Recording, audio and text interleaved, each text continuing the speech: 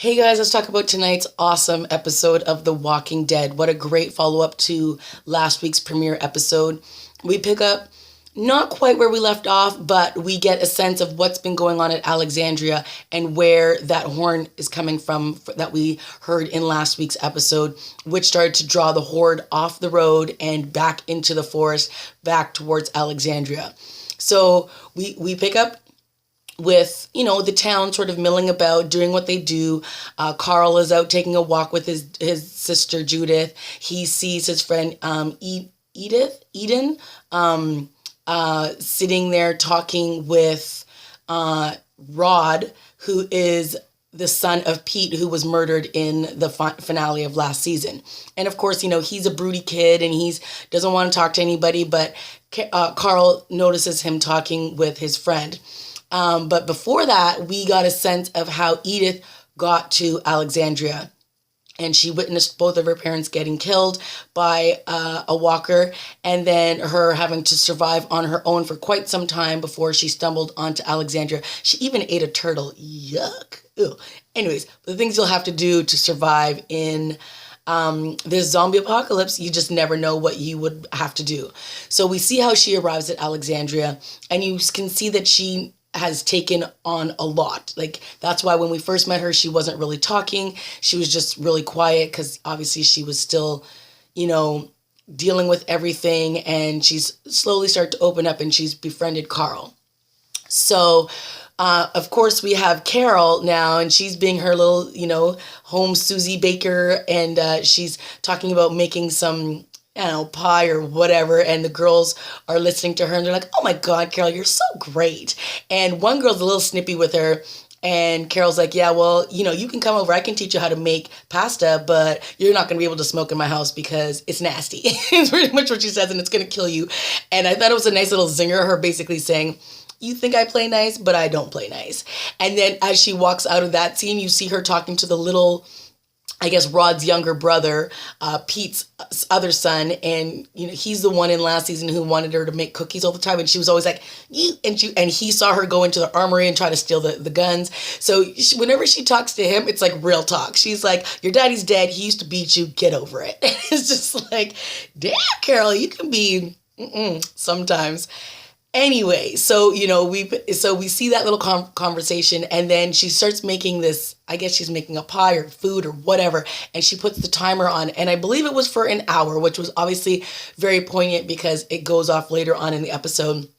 But she puts the timer on, she glances out of her window, and she sees the girl who she was talking to in the armory or in the pantry, and she's smoking, and she's kind of looking at her like, this woman will never learn. And then all of a sudden, out of nowhere, someone just runs up behind her, slices her in the arm, and then starts hacking away at her head, and you're like, it is on, it is on. So obviously, we got the invasion of the wolves. And we saw, in the finale that they were already planning on making their way somewhere. And obviously, Alexandria was just around the corner. So here they come, and they just come in full force. They just start running in there. They start hacking at people. They're cutting them, slicing them in the belly, just chomping on their heads like it is nuts. And so obviously Carol realizes like something is going on. She sees the guy attack her. She grabs her gun and she's in it, right? And at one point, Jessie has her little kid. She's like, "I need to go find your brother." And then she hears somebody come in the house. They go hide upstairs. Like, it is so intense. It is nuts. And then all of a sudden, out of nowhere, Morgan shows up. So it was good to see that he made his way back from where he was with Rick and Michonne in last week's episode to get there. But I'm wondering, how come he was the only one that got there? Because where was Michonne? Anyway, so Morgan shows up with his trusty little stick, and he is there to do his thing. Now, I thought it was very interesting, the two paths that Morgan and Carol took. Obviously, Carol is like survival of the fittest. She's going to do whatever it takes to protect her and her people. And she is so brilliant. She decides she's going to dress up in the wolf's clothing. She's got like, a full mask on her. She's got her head down. And then she puts the W sign on her forehead so that they would believe that she's part of them. Brilliant. So she starts hacking away at these wolves, and she's got her gun. She's shooting them, going crazy. And then she sees Morgan, and Morgan's like, "We don't need to kill them." And she's like, and I was like, "Morgan, seriously? you need to get over whatever it is that is going through your mind right now, because it is kill or be killed, as we've seen and watched so many times before.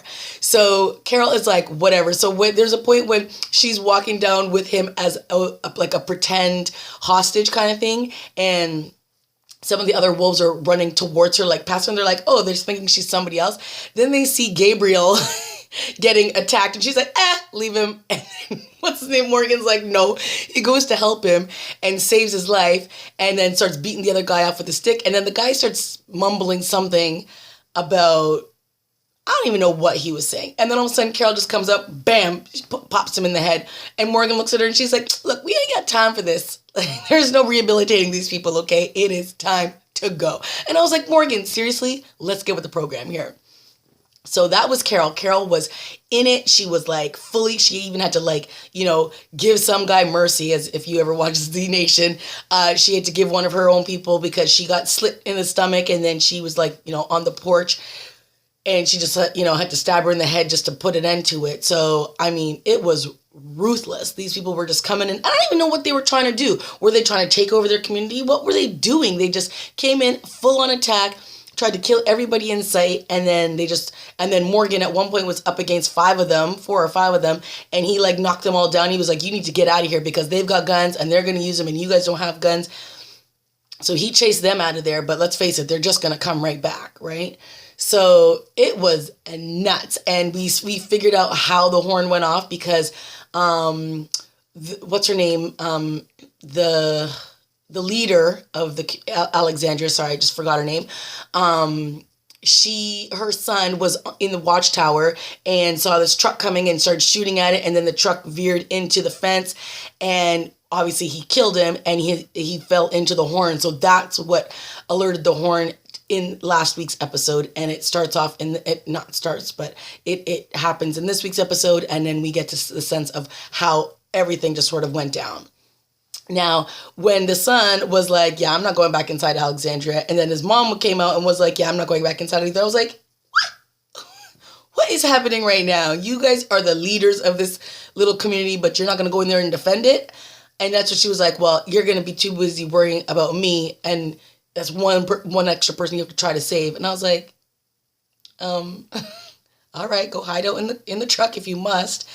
These people, useless. And then, of course, at the end, the son was like, is this what you guys have to face out there all the time?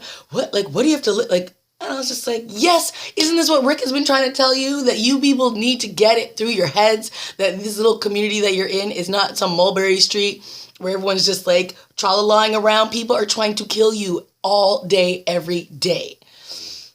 Crazy. So, yes. Then, of course, Carl was there and he was, using his little he was like, had a machine gun and he was protecting this Rod kid. And then he was like, come back in my house and I'll help and we'll protect you. And he's like, no. I'm like, all right, deuces then. Like, everybody is just angry. I get it. Carl's dad killed your dad, so you're mad at Carl. Whatever, dude. You are in a society where you need all the help you can get, and you're not a fighter. You don't know what you're doing. Take it where you can get it. So he watched his mom like basically butcher some woman who came into their house, and I was like, yeah, that's what it's about now. She was just like, these guys are getting some harsh realities in this episode, but it was pretty awesome.